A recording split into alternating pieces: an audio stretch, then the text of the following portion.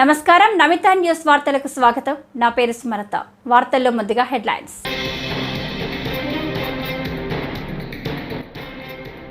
Budget సన్నాహాలు. పార్లమెంటులో హాల్వా తయారు చేసిన కేంద్ర ఆర్థిక మంత్రి నిర్మలా సీతారామన్.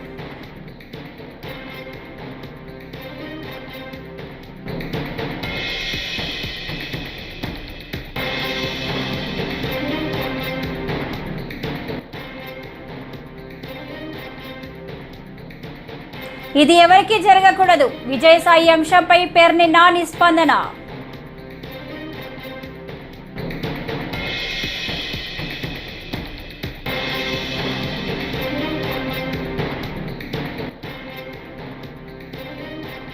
ప్రోటోకాల్ ఉల్లంఘనలో పార్టీ ఫిరాయింపులపై శాసనసభాపతి గడ్డం ప్రసాద్ కుమార్ కు బారాస ఎమ్మెల్యేలు ఫిర్యాదు.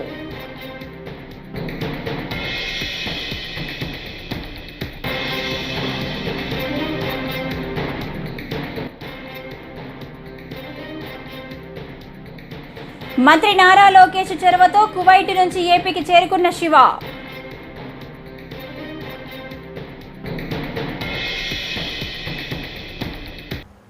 ఇక డీటెయిల్స్ చూస్తే, ఏపీ నుంచి కువైట్ వెళ్లి అక్కడ అష్టకష్టాలు పడుతూ తనను ఎవరైనా ఆదుకోకపోతే చావే దిక్కు అంటూ శివ అనే వ్యక్తి సోషల్ మీడియాలో పెట్టిన వీడియో వైరల్ కావడం తెలిసిందే. దీనిపై స్పందించిన ఏపీ మంత్రి నారా లోకేష్ శివను కువైట్ నుంచి ఏపీకి రప్పించేందుకు ఎంతో కృషి చేశారు. భారత ఎంబాసీతో సమన్వయం చేసుకుంటూ అతడిని ఏపీకి తీసుకువచ్చేంత వరకు స్వయంగా పర్యవేక్షించారు. మంత్రి లోకేష్ చొరవతో శివ కువైట్ నుంచి ఏపీకి తిరిగి వచ్చాడు. ఎయిర్పోర్టులో శివను చూసి అతడి కుటుంబ సభ్యులు తీవ్ర భావోద్వేగాలతో కన్నీటి పర్యంతమయ్యారు. కాగా శివ తన స్వస్థలం మదనపల్లి చేరుకున్న విషయం తెలుసుకున్న నారా లోకేష్ సంతోషం వ్యక్తం చేశారు. చూడండి సార్, నా పేరు శివ. మాది ఇట్లా ఆంధ్ర రాయలసీమ మదనపల్లి దగ్గర చింతపర్తి గ్రామం. చూడండి సార్, నేను కువైట్కి వచ్చాను, ఏదో బతకాలని వచ్చాను. ఇక్కడ చూస్తే చాలా కష్టంగా ఉంది, ఎడార్లు వేసేసారు. నిన్న ఎంబీసీ వాళ్ళు ఫోన్ చేశారు. నేను సోషల్ మీడియాలో నా వీడియో ఒకటి పెట్టాను. దానికి ఎంబీసీ వాళ్ళు ఫోన్ చేసి వాళ్ళు ఇక్కడికి తీసుకురావడం జరిగింది. కాకపోతే కొంచెం ఇబ్బందులు, అక్కడ చాలా కష్టపడ్డాను. ఇక్కడికి ఆఫీస్ దగ్గరికి వచ్చాను, సార్ వాళ్ళు తీసుకొచ్చారు. కొంచెం కాకపోతే వాళ్ళు సాయం చేశారు. నేను ఇక్కడ కష్టం చేసి ఎంత బాధలు పడి అలసాట్లు పడి ఇక్కడ చేరుకున్నాను సార్. సార్ వాళ్ళు రావడంతో నా వల్ల ఇక్కడ చేరుకున్నాను. కాకపోతే ఇక్కడ ఉండడానికి రూము, తినడానికి తిండి, మంచి చెడ్డ అన్ని వాళ్ళే చూస్తున్నారు సార్. ఇక్కడ నుంచి ఇండియా పంపించేదాకా సార్ వాళ్ళదే బాధ్యత అని చెప్పారు. నీ మీద కనీసం ఏమీ ఇబ్బంది లేకుండా నీకు క్షేమంగా ఇల్లు చేర్చే బాధ్యత మాది అని చెప్పారు సార్. అందరికీ, ఆఫీసర్లకి, ప్రతి ఒక్కరికి ధన్యవాదాలు తెలియజేస్తూ నాకు సహకరించిన వాళ్ళకందరికీ నమస్కారం సార్. అందరికీ నా ధన్యవాదాలు తెలియజేస్తున్నాను. వైసీపీ ఎంపీ విజయసాయిరెడ్డి అనూహ్య రీతిలో ఓ వివాదంలో చిక్కుకోవడంపై మాజీ మంత్రి పేర్ని నాని స్పందించారు. ప్రజా జీవితంలో ఉన్న వారిపై విమర్శలు చేసినప్పుడు, ముఖ్యంగా ఆధారాలు లేని విమర్శలు చేసినప్పుడు మీడియా హుందాగా వ్యవహరించాలని హితవు పలికారు. ఇవాళ అంతా మీడియా నిలువునా చీలిపోయింది. మీడియా రాజకీయ రంగులు పులుముకొని ఉందని అన్నారు. మైన్స్ మీద ఆంధ్రప్రదేశ్ రాష్ట్రానికి రాబడి గట్టిగా వచ్చింది కదా. మరి ఎవరు సమర్థవంతమైన ముఖ్యమంత్రి? అనుభవం ఉన్నటువంటి 40 ఏళ్ళ ఇండస్ట్రీ, 14 ఏళ్ళ అనుభవం ఉన్న మీరు సమర్థమైన ముఖ్యమంత్రి? కానీ మైన్స్లో మీకంటే 2-3 రెట్లు ఎక్కువ ఆంధ్రప్రదేశ్ రాష్ట్ర ప్రభుత్వానికి ఆదాయం ఎక్కువ అనుకూర్చినటువంటి జగన్మోహన్ రెడ్డి సమర్థుడైన ముఖ్యమంత్రి? ఎవరు సమర్థుడు? ఇవాళ ఈయన సమర్థత జోలికి వచ్చి చూస్తుంటే మనం చంద్రబాబు నాయుడు గారి సమర్థత చూస్తే 40 ఏళ్ల ఇండస్ట్రీ, 14 ఏళ్ల ముఖ్యమంత్రి. జగన్మోహన్ రెడ్డి గారినేమో ఇష్టారాజ్యంగా నోటికి వచ్చినట్టు బూతులు తిడుతూ, శ్వేతపత్రంలో 4 అబద్ధాలు, 10 జగన్మోహన్ రెడ్డి గారిని బూతులు తిడతాం. ఇదే కదా శ్వేతపత్రం అంటే? తిడతమే, జగన్మోహన్ రెడ్డి గారిని తిడతమే కదా. ఏంటయ్యా వీళ్ళ పరిస్థితి అంటే, ఈ 40 ఏళ్ళ ఇండస్ట్రీ, 14 ఏళ్ల అనుభవం అని చెప్పేటువంటి నారా చంద్రబాబు నాయుడు గారు బడ్జెట్ కూడా ప్రవేశపెట్టలేనటువంటి దుస్థితి. ఆంధ్రప్రదేశ్ రాష్ట్రానికి 2024-25 సంవత్సరానికి ఆర్థిక సంవత్సరానికి బడ్జెట్ కూడా ప్రవేశపెట్టలేనటువంటి దుస్థితిలో వీళ్ళ అనుభవం ఉంది. ఎందుకు వచ్చింది? మీ అనుభవం ఏం చేసుకుంటాకి? ఏమైనా అక్కడికి వచ్చిందా? బడ్జెట్ ప్రవేశపెట్టలేని పరిస్థితి కదా మీది. 2019లో మే 30వ తారీఖున జగన్మోహన్ రెడ్డి గారు ఒక్కడే ప్రమాణ స్వీకారం చేసి, జూన్ 8వ తారీఖున జగన్మోహన్ రెడ్డి గారి ప్రభుత్వం మంత్రులందరూ కూడా ప్రమాణ స్వీకారం చేసి, అంటే జూన్ 8వ తారీఖున జగన్మోహన్ రెడ్డి గారు మంత్రివర్గ ప్రమాణ స్వీకారం చేస్తే, మే 30న జగన్మోహన్ రెడ్డి గారు ముఖ్యమంత్రిగా ప్రమాణ స్వీకారం చేస్తే, జూలై 12వ తారీఖున అసెంబ్లీలో బడ్జెట్ ప్రవేశపెట్టాడు కదా. జగన్మోహన్ రెడ్డి గారికి ఏం అనుభవం లేదు కదా. అనుభవం లేకపోయినా ప్రవేశపెట్టారు. ఆ రోజు ఇవాళ ఎన్నికల ముందేమో డబ్బులు ఎక్కడి నుంచి వస్తాయి, జగన్మోహన్ రెడ్డి గారి కన్నా ఎక్కువ హామీలు ఇస్తున్నారు కదా, ఆయన ఉన్నప్పుడేమో శ్రీలంక అయిపోద్దని చెప్పారు కదా, ఈ హామీలు ఎక్కడి నుంచి వస్తాయంటే సంపద సృష్టిస్తాం, సంపద సృష్టించి ఆ సంపద ద్వారా మేము జనాలకి మేము ఇచ్చిన హామీలు నెరవేరుస్తామని చెప్పినటువంటి వాళ్ళు ఇవాళ రోజు మంత్రులకి ఆయన క్యాబినెట్లో కూడా ఇవాళ చెప్తున్నా అంట, అందరికీ చెప్పండి ప్రజలకి డబ్బులు లేవు, ఖజానాలో డబ్బులు లేవు అని చెప్పని. ఇది కూడా మోసమే. ఈ సంవత్సరం జూన్ 12వ తారీఖున చంద్రబాబు నాయుడు గారు ముఖ్యమంత్రిగా ప్రమాణ స్వీకారం చేసేటువంటి 2 రోజులు 48 గంటల ముందు కేంద్ర ప్రభుత్వం నుంచి డబుల్ డెవల్యూషన్ ద్వారా 5,600 కోట్ల చిల్లర రూపాయల డబ్బులు ఆంధ్రప్రదేశ్ రాష్ట్ర ఖజానాలోకి వచ్చి పడిన మాట వాస్తవమా కాదా? అంటే జూన్ 12వ తారీఖున చంద్రబాబు నాయుడు గారు ఆయన ప్రభుత్వం మంత్రిమండలి కలిసి ప్రమాణ స్వీకారం చేస్తే, ప్రభుత్వం ఏర్పాటైతే అప్పటికి 48 గంటల ముందు 5,600 చిల్లర కోట్ల రూపాయలు డబుల్ డెవల్యూషన్ ద్వారా కేంద్ర ప్రభుత్వం నుంచి ఈ రాష్ట్రానికి రావాల్సినటువంటి నిధులు వచ్చి జమ అయినాయి కదా. ఎలా వచ్చినాయి డబుల్ డెవల్యూషన్ ద్వారా అంటే, గడచిన ప్రభుత్వం అంతకు ముందు సంవత్సరం ఏప్రిల్ 1వ తారీఖు నుంచి మార్చి 31వ తారీఖు దాకా వసూలు చేసినటువంటి రెవెన్యూ వసూళ్లలో కేంద్ర ప్రభుత్వం దగ్గర జమ అయితే, ఆ జమ అయినటువంటి వాటిల్లో రాష్ట్ర జనాభా దామాషా మేరకు కేంద్ర ప్రభుత్వం పంపించాల్సినటువంటి డబ్బులు, అంటే జగన్మోహన్ రెడ్డి గారి ప్రభుత్వం సంపాదించినటువంటి డబ్బులు 5,600 కోట్ల రూపాయలు కేంద్ర ప్రభుత్వం నుంచి ఆంధ్రప్రదేశ్ రాష్ట్ర ఖజానాలోకి వచ్చి పడినాయి. కానీ 2019 మే 30న జగన్మోహన్ రెడ్డి గారు ప్రమాణ స్వీకారం చేసే రోజుకి ఏంటయ్యా ఆంధ్రప్రదేశ్ రాష్ట్ర ఖజానా చంద్రబాబు నాయుడు గారు ఇచ్చెళ్ళిందే అంటే,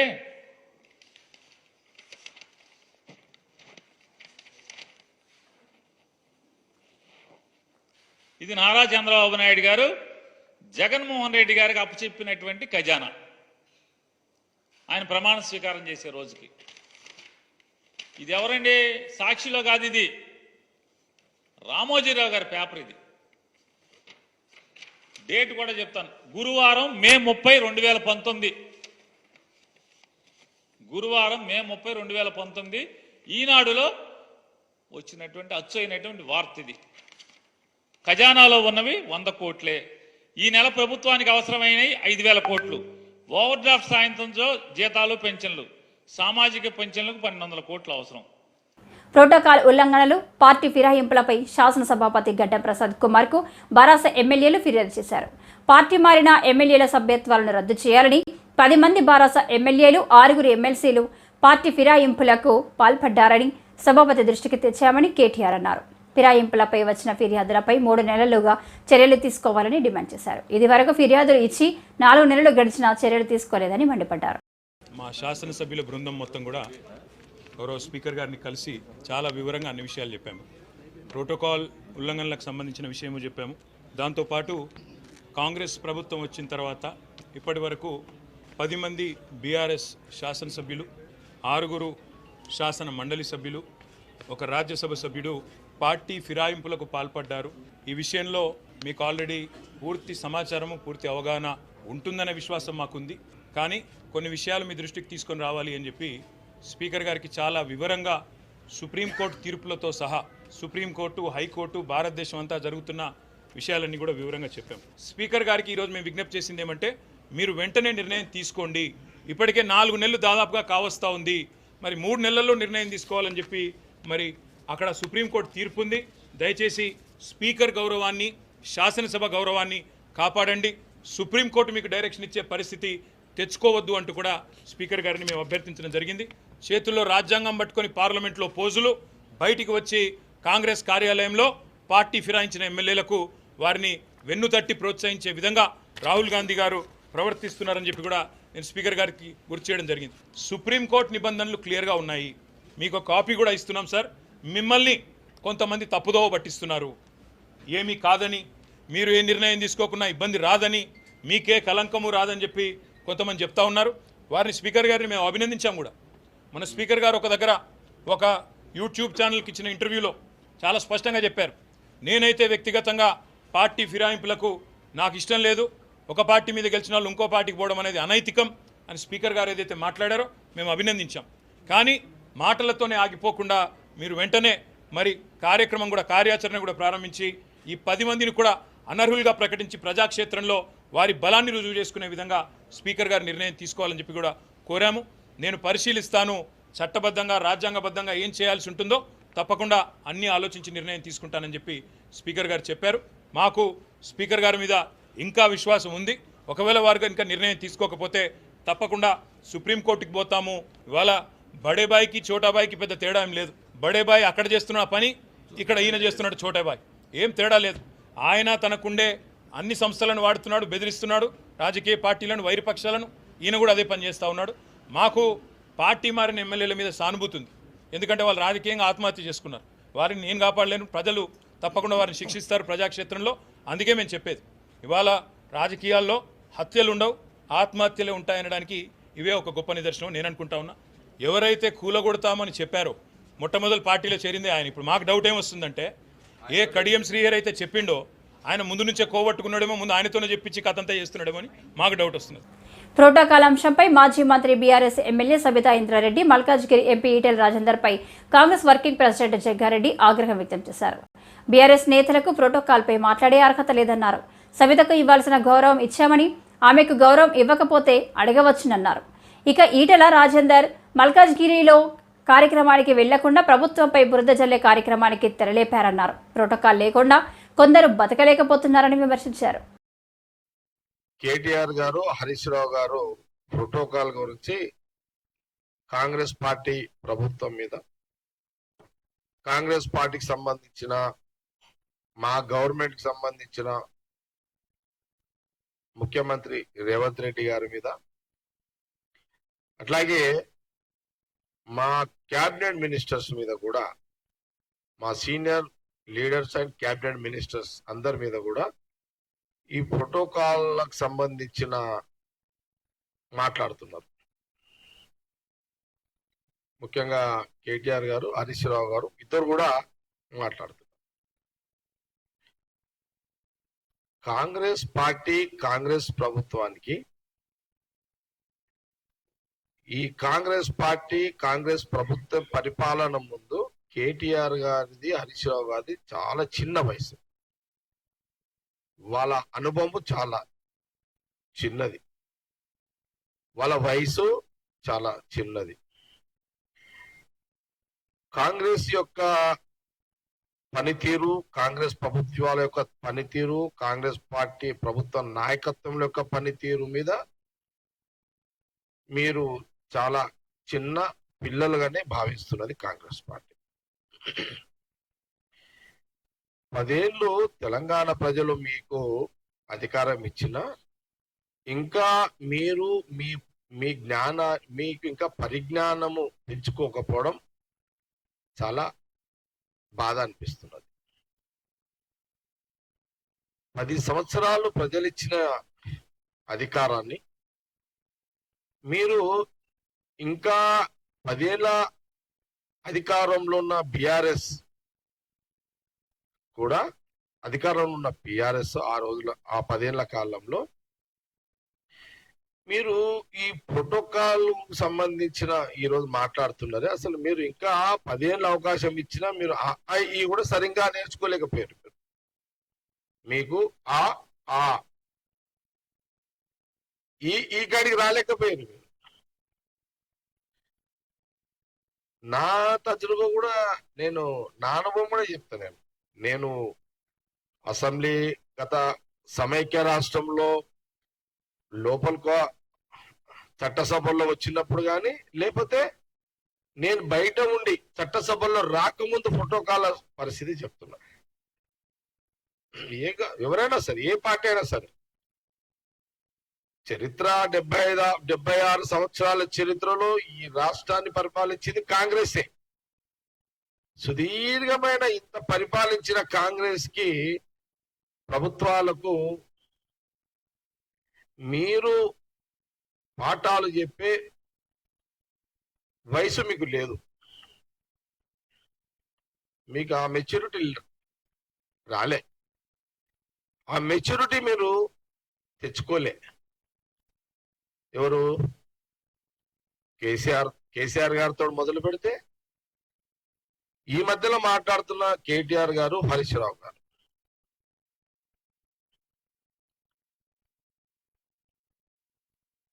ఈ మధ్యలో ఫోటో మనం సమైక్య రాష్ట్రంలో కూడా నేను ఆ రోజులలో టీడీపీ గవర్నమెంట్ ఉన్నప్పుడు నేను వేరే పార్టీ, అప్పుడు మున్సిపల్ చైర్మన్ ఉన్నాను. ఆ సంగారెడ్డికి ముఖ్యమంత్రి ఆ రోజున చంద్రబాబు నాయుడు వచ్చిన ఆ కాలంలో ఎన్డీఏ 3.0 ప్రభుత్వం వచ్చాక తొలిసారి పూర్తిస్థాయి పార్లమెంటు సమావేశాలు జూలై 22 నుంచి ఆగస్టు 12 వరకు నిర్వహించనున్నారు. కేంద్ర ఆర్థిక మంత్రి నిర్మలా సీతారామన్ జూలై 23న పార్లమెంటులో కేంద్ర బడ్జెట్ను ప్రవేశపెట్టనున్నారు. బడ్జెట్ 2024 సన్నాహాలు తుది దశకు చేరుకున్న నేపథ్యంలో సాంప్రదాయం ప్రకారం పార్లమెంటులో నిర్మలా సీతారామన్ హల్వా తయారు చేశారు. ఆర్థిక శాఖ అధికారులకు, పార్లమెంటు సిబ్బందికి ఆమె స్వయంగా హల్వాను వడ్డించారు. ఈ కార్యక్రమం పార్లమెంటు నార్త్ బ్లాక్లో నిర్వహించారు.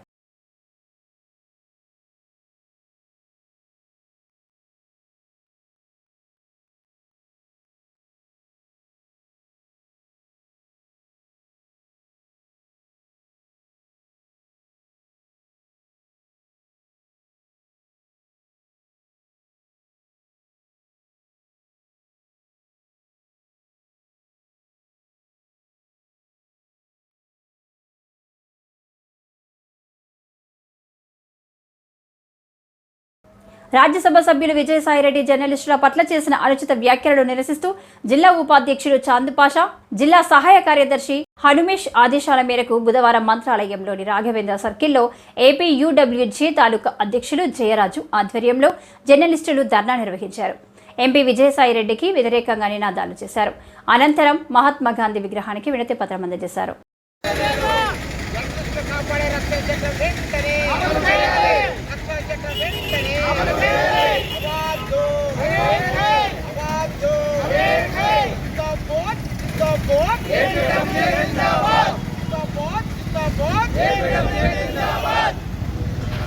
ఛానళ్లపై, పత్రికలపై విజయసాయిరెడ్డిని వెంటనే మీడియా పైన దాడులు చేసినటువంటి విజయసాయిరెడ్డి పైన వెంటనే ఏకత పరిస్థితి వ్యాఖ్య చేసిన విజయసాయిరెడ్డి పైన వెంటనే విజయసాయిరెడ్డి పైన వెంటనే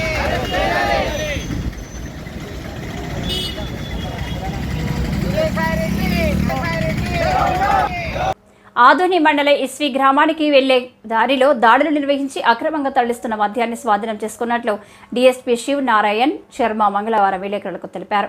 స్కూటీపై అక్రమంగా తరలిస్తున్న 9 బాక్సుల కర్ణాటక మద్యంను స్వాధీనం చేసుకుని 2 అరెస్టు చేసి వాహనాన్ని సీజ్ చేశామని తెలిపారు. మద్యం తరలింపు సమాచారాన్ని 100కు ఫోన్ చేసి తెలపాలన్నారు. ఈ దినం ఆదోని 1 టౌన్ సిఐ గారికి మరియు ఎస్ఐ గారికి రాబడిన సమాచారం మేరకు ఆదోని నుంచి ఇస్వి వైపు టెట్రా ప్యాకెట్లతో 2 వీలర్లో 2 వ్యక్తులు పాల్గొతున్నారని రాబడిన సమాచారం మేరకు ఆదోని 1 టౌన్ సిఐ గారి తెలియజేస్తూ మరియు ఎస్ఐ ముస్లిం గారు వారి సిబ్బంది చాకచక్యంగా ఆ స్కూటీని అడ్డుకొని అందులో తరలిస్తున్న 9 బాక్సులు కర్ణాటక టెట్రా ప్యాకెట్స్ను మరియు అవి తీసుకుపోతున్న బోయ నాగరాజు, బోయ శివలను అరెస్ట్ చేయడం జరిగింది. వారిరువురు కూడా ఆదోని పట్టణానికి చెందిన బోయిగేకి చెందినవారు. వీరు కర్ణాటకలోని వారు తెలిసిన షాపులో కొంత కర్ణాటక మధ్య కొంచెం తీసుకుంటూ వాటిని కూడా ఫోన్ చేసి ఆదోనిలో చుట్టుపక్కల అమ్మాలని వస్తుండగా పట్టుకోవడం జరిగింది. నా పేరు శ్రీనారాయణ స్వామి, DSP ఆదోని. 1,17,000 రూపాయలు విలువ చేసే గంజాయిని తరలిస్తున్న ముగ్గురిని అరెస్టు చేశామని తిరుపతి ఎస్పీ సుబ్బారాయుడు అన్నారు. తిరుపతి ఎస్పీ కార్యాలయంలో ఏర్పాటు చేసిన సమావేశంలో ఆయన మాట్లాడుతూ అనకాపల్లి నుంచి చెన్నైకి గంజాయి తరలిస్తుండగా గూడూరు రైల్వే పార్షల్ ఆఫీస్ వద్ద గూడూరు 1 టౌన్ పోలీసులు చాకచక్యంగా పట్టుకున్నారన్నారు. గంజాయి తరలింపు సమాచారం తెలిస్తే 8099999977 ఈ నంబర్కు సంప్రదించాలన్నారు.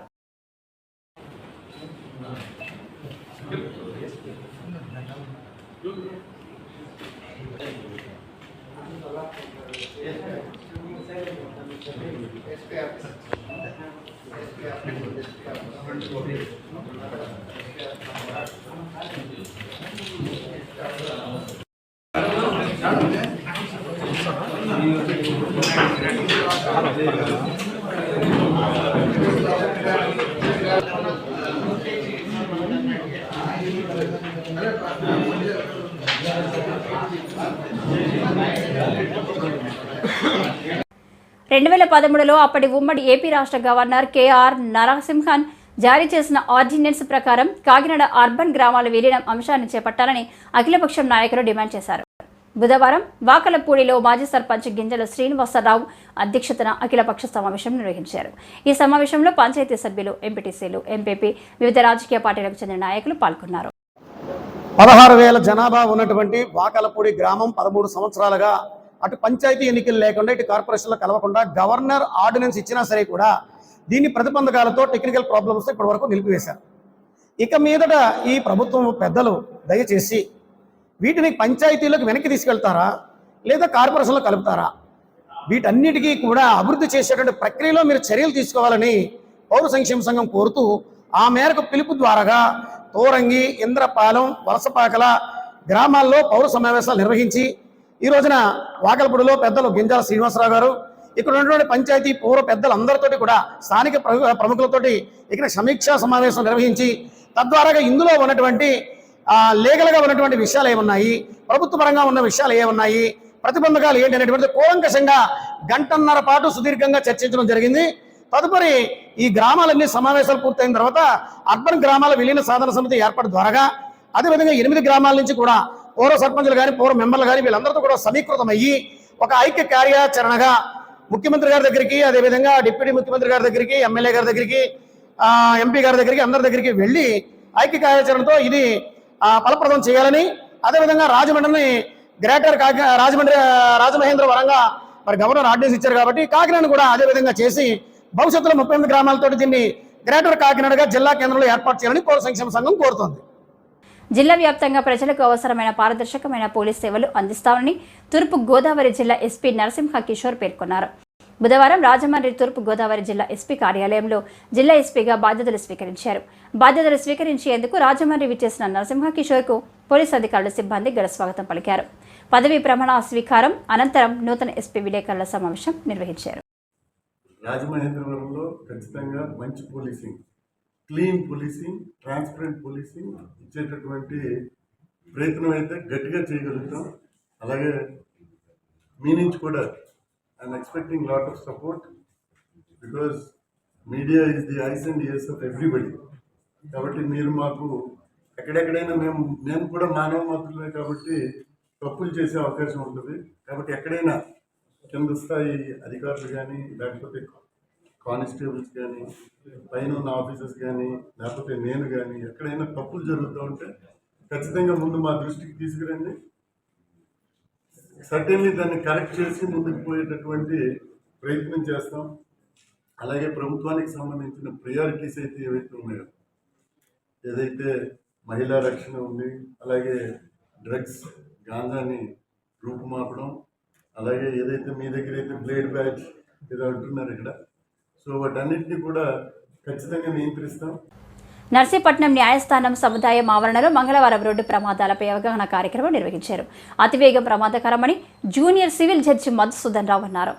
చిన్న చిన్న జాగ్రత్తలతో ప్రమాదాల నుంచి తప్పించుకోవచ్చని పేర్కొన్నారు. హెల్మెట్ వాడటం వల్ల మన ప్రాణాలతో పాటు కుటుంబాన్ని రక్షించుకోవచ్చని తెలిపారు. న్యాయవాదులు పాల్గొన్నారు. మనందరికీ మొదటి నుంచి తెలిసిందే, అతివేగం ప్రమాదకరం. సరే అతివేగం చిన్నగా పోతాము, సరే చిన్నగా మనం పోతాము. మనకు ఎదురుగా వచ్చే వ్యక్తి నిదానంగా వస్తున్నాడు లేదా మనకెలా తెలుస్తుంది? మనకు ఎదురుగా వ్యక్తి అజాగ్రత్తగా వచ్చినా, మనం అజాగ్రత్తగా వెళ్ళినా మనకైతే దెబ్బలు తగలడమో, ఏదైనా యాక్సిడెంట్ అయితే మనకైతే రక్తస్రావం జరగడమో, మనకైనా అవయవాలు డ్యామేజ్ కావడమో ఇదైతే గ్యారంటీ. మరి దీని నుంచి తప్పించుకోవడం ఎలా అంటే చిన్న చిన్న ప్రొటెక్షన్స్, చిన్న చిన్న safeties, just like wearing and helmet వేసుకోవడం. చాలామంది యూత్ ఏమంటే హెల్మెట్ వేసుకుంటే హెయిర్ ఫాల్ అవుతుంది. మరి హెయిర్ ఫాల్ కావాలన్నా హెడ్ ఫాల్ కావాలన్నా మరి రెండు బ్యాలెన్స్లో చూసుకున్నప్పుడు ఒక హెయిర్ ఫాల్ వల్ల చాలా చిన్న డ్యామేజ్ జరుగుతుంది, కానీ ఒక హెడ్ ఫాల్ వల్ల కానీ ఒక హెడ్ ఇంజురీ, ఒక మేజర్ ఇంజురీ వల్ల మీతో పాటు మీ కుటుంబం మొత్తము బాధపడాల్సిన situation. Different types of accident, రకరకాల యాక్సిడెంట్, మన అజాగ్రత్త వల్ల అవతల అజాగ్రత్త వల్ల, కానీ తీరా చూస్తే మన కుటుంబమే నష్టపోతుంది. దీని గురించి మ్యాక్సిమం అవాయిడ్ చేసుకోవడం ఎట్లా ఇంజురీస్ అంటే వేరింగ్ హెల్మెట్ వేసుకోవడం అనేది చాలా సురక్షితము, చాలా సమంజసము, చాలా తక్కువ ఖర్చుతో అయిపోయేది. దెబ్బలు తగిలి హాస్పిటల్ చుట్టూ తిరిగి లక్షలు ఖర్చు పెట్టిన వాళ్ళు ఒక 1000 రూపాయలు పెడితే మంచి హెల్మెట్ వస్తుంది, మనతో పాటు మన కుటుంబాలను రక్షించిన వాళ్ళు అవుతాం. కాబట్టి ఇప్పటికైనా ఈ రోజు నుంచి అయినా కూడా చట్టాలు చాలా స్ట్రాంగ్ ఉన్నాయి. ఈ రోజు నుంచి కూడా మీరు హెల్మెట్ లేకోకుండా నేను బండి నడిపేస్తా, 100లో నడుపుతా, 120లో నడుపుతా అంటే మాత్రం కుదరదు. చట్టాలు చాలా కఠినంగా ఉన్నాయి. ఒకసారి దొరికితే ఫైన్తో పోతుంది, రెండోసారి దొరికితే మాత్రం ఖచ్చితంగా మీ లైసెన్స్ కూడా క్యాన్సిల్ చేసే సిచ్యువేషన్ ఉంది. ఇప్పుడు చట్టాలు అమెండ్ అయ్యాయి.